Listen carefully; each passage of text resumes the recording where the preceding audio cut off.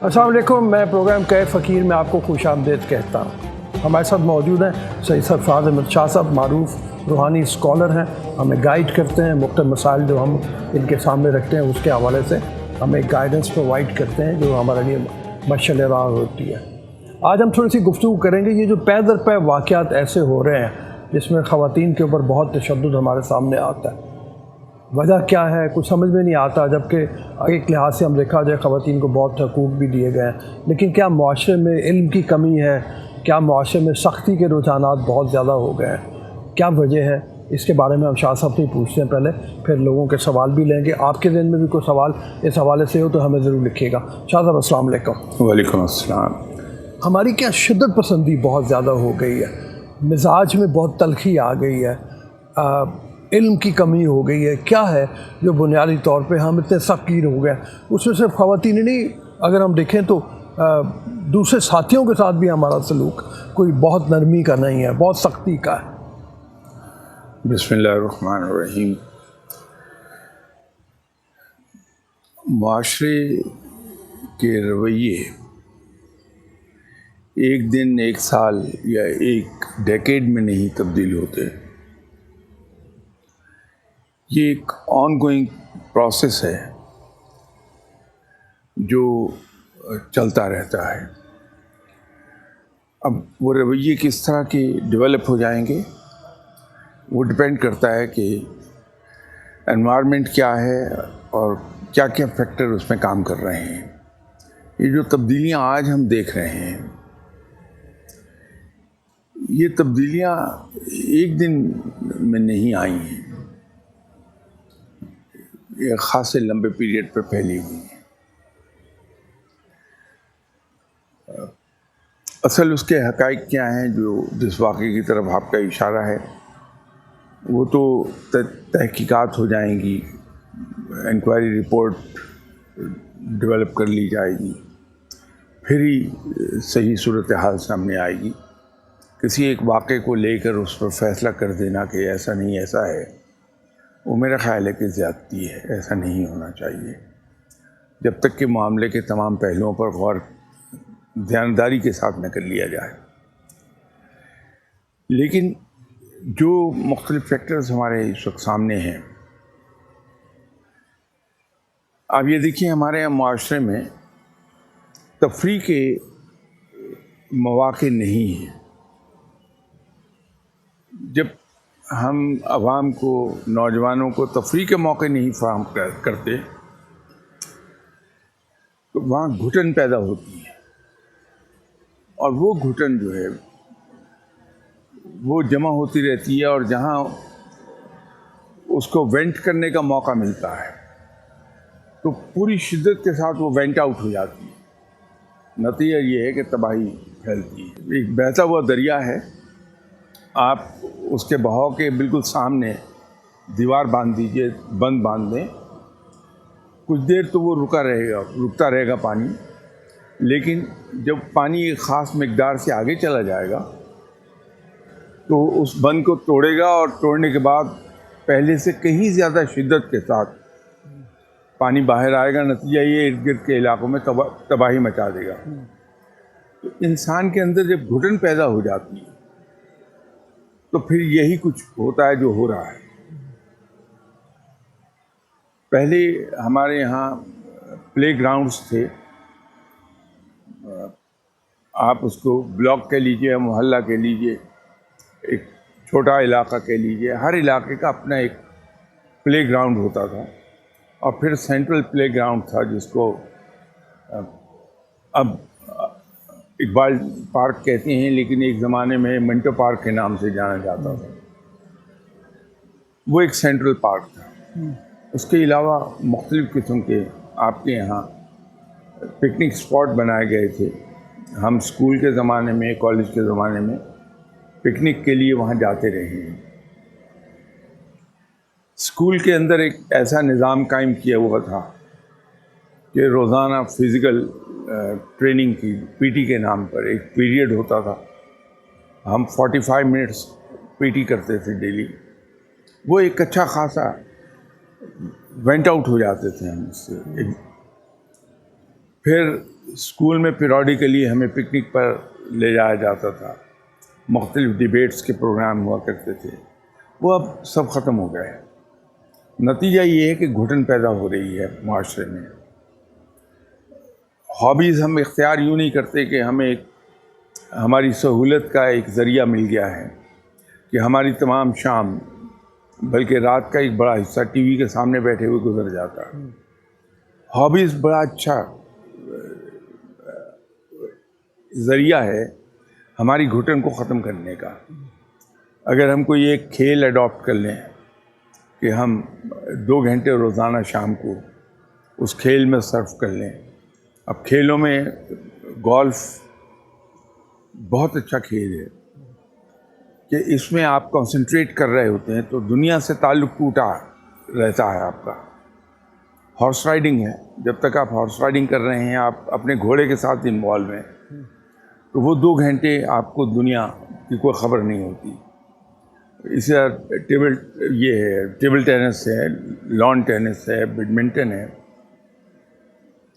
یہ کھیلیں ہم اگر کر لیں تو گھٹن نہیں پیدا ہوگی۔ ہمیں نوجوانوں کو اس گھٹن سے نجات دلانی چاہیے۔ ہم ماں باپ کا رویہ بچوں کے ساتھ عجیب و غریب ہے۔ ہم میں سے ہر ماں باپ کی خواہش یہ ہوتی ہے کہ بچے کے ہاتھ میں سوائے ٹیکسٹ بک کے اور کچھ نظر نہ آئے۔ وہ کھیلنے جاتا ہے، ہم کھیلنے نہیں دیتے، حالانکہ یہ جو آؤٹ ڈور کھیلوں کی بات میں کر رہا ہوں، یہ ہماری ذہنی نشو و نما اور فزیکل گروتھ، ان دونوں کے لیے بڑی اہم ہے۔ ہماری شخصیت کو بیلنس کر دیتی ہے، ہمارے اندر ایک ٹالرنس آتی ہے جس کو ہم اسپورٹس مین اسپرٹ کہتے ہیں، ٹیم اسپرٹ پیدا ہوتی ہے، اور تو اور اپنی شکست کو بڑی خوشی سے قبول کرنا آ جاتا ہے ہمیں، جو بڑا اہم ہے۔ کیونکہ زندگی میں جب تک ہم فیلیئرس کو ایکسیپٹ کرنا نہیں سیکھتے، آگے نہیں بڑھ پائیں گے۔ بہت اہم پوائنٹ ہے کہ اپنے بچوں میں ہم فیلیئر کو ویلکم کرنا سکھا دیں، اس لیے کہ ہماری سکسیس کا راستہ ہی فیلیئر سے ہے۔ اگر میں فیلیئر کے ڈر سے قدم نہیں اٹھاؤں گا، سکسیس بھی نہیں ملے گی۔ سکسیس مجھے ملے گی اس وقت جب میں بے خوف ہو جاؤں گا فیلیئر سے۔ جب ہم کوئی بھی گیم کھیلتے ہیں تو ہمارے اندر یہ تمام کوالٹیز پیدا ہوتی ہیں، ہماری شخصیت بیلنس ہوتی ہے۔ ہمیں ماں باپ کو یہ چاہیے کہ بچوں کو اس طرف کو لگائیں تاکہ یہ گھٹن کا شکار نہ ہو۔ اچھا، اس میں یہ فرمائیے کہ جو واقعات کچھ جن کی طرف ہم اشارہ نہیں کر رہے بوجود، لیکن یہ ہے کہ جو واقعات پے در پے ہمیں سامنے نظر آتے ہیں، اس میں زیادہ تر لوگ جو ملوث ہیں وہ تعلیمی حوالے سے بھی پست ہیں اور پھر نچلے متوسط طبقے سے تعلق رکھتے ہیں زیادہ تر لوگ جو ہیں۔ تو یہاں پہ اسپورٹس کا کیسے مطلب وہ کیا جائے؟ مطلب ان کی تربیت کا بھی معاملہ جو ہے وہ گڑبڑ ہے۔ اگر گئے بھی اسکول سے تو ڈراپ آؤٹ ہوں گے، میرے خیال میں بھاگ گئے ہوں گے اسکولوں سے، تو ان کے لیے کیا ریکمینڈ کیجیے گا؟ یہ جو میں آپ سے عرض کر رہا تھا، یہ فیکٹر زیادہ تر آپ کو ملیں گے ہی اس طبقے میں جو فائنینشلی لیس فارچونیٹ ہیں یا لوور مڈل کلاس ہیں، وہاں آپ کو اس قسم کے رویے زیادہ ملیں گے۔ میں یہ نہیں کہتا کہ middle class and upper middle class یا اس سے اوپر کی کلاس وہاں نہیں ہے، وہاں ہیں، لیکن وہاں گھٹن کم ہے۔ ان کے پاس اور ذرائع بہت ہیں، جو فائنینشلی وہ بڑے ایفلوئنٹ ہیں، وہ اس کے زور پر کوئی نہ کوئی راستہ اپنا بنا لیتے ہیں۔ تو یہ گورنمنٹ کو چاہیے کہ نئے سرے سے ایک پلاننگ کرے۔ ابھی میں ایک علاقے سے گزر رہا تھا تو وہاں اسکول میں نے دیکھا، اس اسکول کی 2 بڑی بڑی گراؤنڈز ہوا کرتی تھی، اور ان دونوں گراؤنڈز کے درمیان میں پیویلین بنی ہوئی تھی، وہاں مکان بنے ہوئے تھے۔ تو میں دیکھتا رہا کہ یہاں بہت بڑی گراؤنڈز ہوتی تھی۔ گورنمنٹ کو یہ چاہیے کہ اس پر توجہ دے، قوم کو گھٹن سے نجات دلائے، تفریح کے مواقع فراہم کر دے، اور سکولز میں خاص طور پر پرائمری اور سیکنڈری اسکول لیول، اس میں دوبارہ سے اس چیز کو ری انٹروڈیوس کرایا جائے کہ بچوں کے وزٹس اس زمانے میں کبھی ہمیں اسکول کی طرف سے بھیج دیا جاتا تھا عجائب گھر دیکھنے کے لیے، کبھی چڑیا گھر دیکھنے کے لیے، کبھی ویسے پکنک پر، اور تو اور انڈسٹریز کے وزٹ پر ہمیں بھی لے جاتے تھے. تو اس سے بہت کچھ سیکھا بھی جاتا ہے اور گھٹن ختم ہوتی ہے، پھر مینٹل ہورائزن بڑا براڈ ہو جاتا ہے. جی بیٹا. زندگی کی کون سی پٹڑی پہ یا رستے کو منتخب کر کے تصوف اور قلندری کے منازل کو سر کر سکتے ہیں؟ اور دوسرا سوال یہ ہے کہ کیا قلندر یا صوفی لوگ جو ہیں وہ پیدائشی طور پر منتخب کر لیے جاتے ہیں یا انسان اپنی جد و جہد سے بھی اللہ کا قرب حاصل کر سکتا ہے؟ آپ کی مراد مجھے نہیں معلوم فقیری اور قلندری سے کیا ہے. عرف عام میں جو سمجھا جاتا ہے وہ تو یہ ہے کہ اگر کوئی صاحب سالوں سے نہائے نہیں، ہیئر کٹ نہیں کرایا، داڑھی کو تراشا نہیں ہے، اور میل سے ان کے بال جٹائیں بن گئی ہیں، جسم پر کپڑا نہیں ہے، منہ ہاتھ دھوئے ہوئے کئی مہینے گزر گئے ہیں اور رالیں ٹپک رہی ہیں، ناک بہہ رہا ہے، تو ہم اس کو یہ کہتے ہیں کہ وہ بڑا پہنچا ہوا آدمی ہے. غلط ہے، اس لیے کہ اس کو ہم رب کا دوست بنا رہے ہیں. رب تو بہت ہی پاک صاف ہے، رب بہت باوقار ہے، بہت حیا والا ہے، تو اس کا دوست اس حال میں کیسے ہو سکتا ہے؟ اسلام میں اس کا کوئی کانسیپٹ نہیں ہے. اسلام میں جو فقیر ہے وہ وہی ہے جو میں ابھی تھوڑی دیر پہلے عرض کر رہا تھا کہ جب وہ گیونگ اینڈ پر چلا جاتا ہے، اس کے نزدیک اپنی ذات ختم ہو جاتی ہے، وہ دوسروں کے لیے زندہ رہتا ہے. کیونکہ اسلام بنیادی طور پر ایثار اور قربانی کا دین ہے. آپ اس کے ریچولز کو اٹھا کے دیکھ لیجئے، اس میں بھی ایثار اور قربانی ملے گی. ہم مسجد میں نماز کے لیے جاتے ہیں، صف میں جگہ نہیں ہوتی، کوئی صاحب آ جاتے ہیں تو ہم اپنے آپ کو سکویز کر کے اس کے لیے جگہ پیدا کر دیتے ہیں. ہم آنے والے کو خود آفر کرتے ہیں، یہاں آ جاؤ، میرے پاس آ جاؤ. ایسے کپڑے نہیں پہن کے جاتے جس میں اسمیل آ رہی ہو، ایسا کھانا کھا کے نہیں جاتے جس سے منہ میں اسمیل آ جائے ہمارے. کوئی ایک چیز لیں گے آپ، روزہ ہے، اس کی افطار کی، اگر آپ خود روزے دار ہیں، اپنے ساتھ کسی روزے دار کو افطار کرایا، تو اس روزے دار کو جس کو آپ افطار کرا رہے ہیں، جتنا ثواب ملا ہے روزے کا اتنا آپ کو بھی مل گیا ہے. ہماری تو عبادت کے اندر بھی ایثار اور قربانی ملے گی. روزمرہ کی زندگی میں دیکھیے ایثار اور قربانی مل جائے گی. وہ فقیر ہے، وہ درویش ہے. یہ فقیر لوگ اصل میں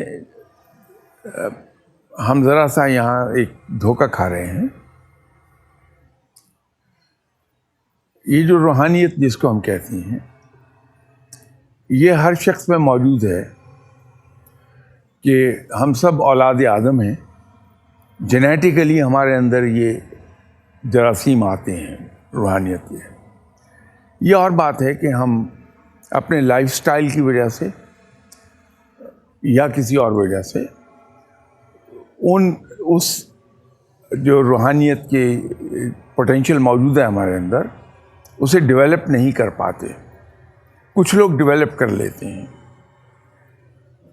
اور یہ سمجھنا بھی غلط ہوگا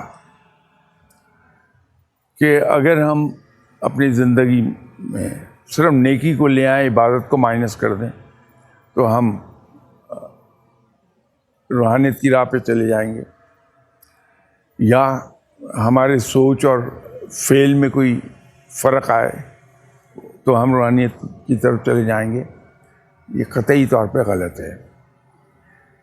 اگر ہم روحانیت کو ڈیولپ کرنا چاہتے ہیں، جو پوٹینشیل ہمارے اندر ہے، تو ہمیں 3 چیزیں بیک وقت، یا یوں کہہ لیجئے کہ 3 چیزوں کا ملغوبہ اپنے اندر پیدا کرنا پڑے گا۔ وہ ہے پازیٹیو تھنکنگ، کیا کسی آدمی کے بارے میں کوئی نیگیٹو خیال نہ آئے ہمارے دماغ میں۔ جب بھی ہم کسی کے بارے میں سوچیں تو پازیٹیو سوچیں۔ اب وہ نیگیٹو سوچوں میں آپ کا انتقام سر فہرست ہے، حسد ہے، کینہ ہے، بغض ہے، یہ ذہن سے ہمیں بالکل نکال دینا پڑے گا، تو سوچ ہماری صرف اور صرف پازیٹیو ہو جائے۔ دوسرا، اللہ کی عبادت، اللہ کے حقوق ہم پوری طرح پورے ذوق و شوق کے ساتھ ادا کریں۔ میں ذوق و شوق پہ میرا میجر ایمفیسس اس پر ہے کہ جب ہم اللہ کو پکارتے ہیں تو ذوق و شوق کے ساتھ ہونا چاہیے۔ اور تیسرا ہے کہ ہم نیکی کی طرف چلے جائیں، اور نیکی کی جو مختصر ترین ڈیفینیشن ہو سکتی ہے وہ یہ ہے کہ جب ہم دوسروں کے حقوق، ان کے آرام، ان کی خواہشات، ان کی ضروریات کو ترجیح دینے لگتے ہیں، اپنے حقوق، اپنے خواہشات، اپنی ضروریات، اپنے آرام پر، تو وہ نیکی ہے۔ تو یہ 3 چیزیں جب انسان اپنی ذات کے اندر جمع کرے گا تو لا محالہ اللہ کو عزیز ہو جائے گا۔ رب تعالیٰ کو اپنی مخلوق بڑی پیاری ہے۔ ہر وہ شخص جو اس کی مخلوق کے لیے مہربان ہے، رب اس کے لیے مہربان ہوتا ہے۔ تو یہ کہ پیدائشی طور پر کوئی چنا ہوا شخص ہے، کوئی بھی شخص ادھر کو آ سکتا ہے، رب کی قربت حاصل کر سکتا ہے، بشرطے کہ وہ اس پر عمل کر لے۔ جی آپ نے پوچھا؟ جی میں شاہ صاحب سے یہ سوال کرنا چاہتی ہوں کہ جب مقصد زندگی کی بات آتی ہے تو علامہ اقبال فرماتے ہیں، درد دل کے واسطے پیدا کیا انسان کو، درد دل کے واسطے پیدا کیا انسان کو، وگرنہ طاعت کے لیے کچھ کم نہ تھے کرو بیاں۔ تو یہ جو آج کے نوجوان ہیں، آج کے انسان ہیں، دوسروں کو ڈیگریڈ کرنے پہ کیوں خوشی محسوس کرتے ہیں؟ ایسا کیوں ہے؟ بات پھر وہیں چلی جائے گی بنیادی تربیت کی، کہ جب ہماری تربیت میں فلاز رہ جاتے ہیں یا نفسیاتی طور پر ہمارے کچھ کمپلیکسز ڈیولپ ہو جاتے ہیں ہمارے اندر، تو اس کے نتیجے میں پھر ہم دوسروں کے بارے میں ڈیروگیٹری ریمارکس دینے میں خوشی حاصل کرتے ہیں۔ میرے خیال میں تو ایسے جتنے بھی حضرات ہیں، ان کی بات کا برا منانے کی بجائے یا ان کو برا سمجھنے کی بجائے ان پہ ترس کھایا جانا چاہیے، اور کوشش یہ کی جانی چاہیے کہ جہاں جو ان کے اندر کوئی کمی رہ گئی جس کی وجہ سے وہ یہ کر رہے ہیں وہ دور ہو جائے۔ ورنہ مسلمان تو کسی دوسرے کو توہین نہیں کرتا۔ یہ 1-2 سوال یہاں سے بھی لے لیں، کچھ لوگوں کے بھیجے ہوئے سوال ہیں۔ ارشاد حسین صاحب کا سوال ہے، کامیابی اور فلاح کے بارے میں بتائیے کہ کیا دونوں میں کوئی فرق ہے؟ اصل میں فلاح ہی کے ذریعے سے انسان کامیاب ہوتا ہے۔ اب یہ اگر تو انہوں نے فلاح کو جنرل میننگز میں استعمال کیا ہے تو پھر تو میرا کہنا درست ہے، بالکل صحیح ہے، کہ جب آدمی فلاح پاتا ہے تو پھر کامیابی خود بخود اس کی طرف چلی آتی ہے۔ یہ جو ابھی تھوڑی دیر پہلے میں جواب دے رہا تھا ہمارے سامعین میں سے ایک، کہ ہم دوسروں کے لیے مہربان ہو جائیں، رب ہم پر خود مہربان ہو جائے گا۔ تو فلاح کا راستہ وہی ہے، اور جب ہم دوسروں کے لیے مہربان ہوتے ہیں تو رب تعالیٰ کامیابی سے نواز دیتا ہے۔ تو کامیابی کا راستہ فلاح سے جاتا ہے۔ ٹھیک ہے۔ ہم جو دینی اور دنیاوی تعلیم حاصل کرتے ہیں، اس کا بنیادی مقصد تو یہ ہونا چاہیے کہ خدا کی رضا حاصل کی جائے، لیکن کیا دنیاوی تعلیم حاصل کر کے بھی اللہ کی رضا حاصل کی جا سکتی ہے؟ دیکھیے، علم کیسا ہی کیوں نہ ہو، وہ حاصل کرنا چاہیے. صرف ایک فرق ہے کہ علم حاصل کرنے کا آبجیکٹو کیا ہے ہمارا. اگر تو علم حاصل کرنے کا آبجیکٹو میرا یہ ہے کہ میں روزی کما لوں اور روزی کماتے ہوئے میں اپنے آپ کو روک نہ پاؤں ناجائز ذرائع سے روزی کمانے سے، تو وہ تو اللہ کی رضا کا باعث نہیں بنے گی بات. لیکن اگر علم میں اس لیے حاصل کر رہا ہوں کہ علم مجھے تمیز سکھا دے گا کہ کیا اچھا اور کیا برا، مجھے روشنی عطا کر دے گا علم، اور اس روشنی میں میں دیکھ سکوں گا کہ کیا اچھا ہے اور کیا برا. اور علم کے ذریعے مجھے عقل ملے گی، اور عقل مجھے یہ سکھائے گی کہ زیادہ اچھوں میں سے زیادہ اچھا کیا ہے. تو اگر تو علم میں نے اس نظریے سے حاصل کیا تو وہ یقینی طور پہ مجھے آہستہ آہستہ رب کے رضا کی طرف لے جائے گا. آپ اجازت دیں کچھ سوال بھی رہنے کا خیال ہے. جی. ہم جس طرح سوچ، ہماری قوم کی ایک سوچ ڈیولپ ہو گئی ہے، اور بڑے عرصے سے ہماری قوم میں ایک سوچ ہے کہ جس طرح بیٹیوں کو سکھایا جاتا ہے کہ اگر یہ جو آدمی، جس طرح جو بھی ہمارا معاشرہ، جس طرح ہم فخر محسوس کرتی ہیں کہ ہم آرمی میں جائیں، ہم ڈاکٹر بنیں، ہم مرد کے شانہ بہ شانہ کھڑے ہوں، لیکن اگر اسی طرح ہی آدمیوں میں یا ہمارے آنے والی جو ہمارے بھائی ہیں ان کو کہا جائے بوتیک یا ان چیزوں میں انٹرسٹ ڈیولپ ہو تو ان کو اس چیز میں ڈیگریڈ کیا جاتا ہے، بلکہ ان کو اس شوق کو ختم کرنے کے لیے پیرنٹس اقتدام دیتے ہیں کہ ہم ان کی یہ سوچ ختم کر دیں. تو کیا آنے والی نسلوں کے لیے یہ چیز اچھی ہوگی کہ عورتیں جو کام کرتی ہیں اس کو مطلب کہ اتنا نہیں پروموٹ کیا جاتا کہ اگر آدمی اس میں انٹرسٹ لے، جبکہ جو آدمی کرتے ہیں عورتیں اس کو فخر سمجھ کے اپنا اس چیز کو آگے جاتی ہیں، اس میں کرتی ہیں، شانہ بہ شانہ کھڑے ہو کے اس چیز کو فخر محسوس کرتی ہیں، جبکہ آدمی جو ہیں وہ اس چیز کو نہیں محسوس کرتے. وہ اگر کوئی عورت والا کام کر رہے ہیں تو اس میں شرمندگی یا ایسی سوچ کا اظہار کرتے ہیں کہ ہمیں کرنا پڑ رہا ہے، ہماری خواہش نہیں تھی یہ کرنا، جبکہ اسی سے وہ روزی روٹی بھی ان کی ہو رہی ہوتی ہے. جس طرح کوئی اگر گھریلو کام کر کے بھی آدمی کما رہے ہیں، کچھ چھوٹا طبقہ ہے، لیکن اس میں سوچ کی تبدیلی ہونی چاہیے. آپ کیا سمجھتے ہیں آنے والی نسلوں کے لیے کیا بہتری ہو؟ ذاتی طور پہ جو میرا خیال ہے وہ تو یہ ہے کہ یقینی طور پہ تبدیلی آنی چاہیے، لیکن ایک چیز کی طرف میں توجہ آپ کی دلانا چاہتا ہوں کہ ایک محاورہ پروورب آپ نے اردو کا، جب آپ کلاس 4-5 میں پڑھتے تھے، پرائمری اسکول کے اینڈ پر آ گئے تھے، تو سنا ہوگا کہ 2 کشتیوں میں پاؤں رکھنے والا عام طور پر کچھ ٹریجک انجام سے ہی اس کا واسطہ پڑتا ہے. بات یہ ہے کہ ہمارے یہاں یہ اسلامک ملک ہے، اور الحمدللہ مسلمان ہونے کی وجہ سے اسلام ہماری سرشست میں اترا ہوا ہے. اسلام میں بڑی کلیئر کٹ ڈویژن ہے خواتین کی ذمہ داریوں کی اور مردوں کی ذمہ داریوں کی، انلیس کے حالات کچھ ایسے نہ ہو جائیں. وہ ایک پروویژن موجود ہے کہ اگر ضرورت پڑ جائے تو عورت میدان میں نکل کے کام کر سکتی ہے اگر ضرورت پڑ جائے. ادروائز خاتون خانہ اسلام کی روح سے اپنے گھر کی مالک ہے، اس میں مرد کو سوائے اس کے اسسٹ کر دے، خاتون کو دخل نہیں دینا.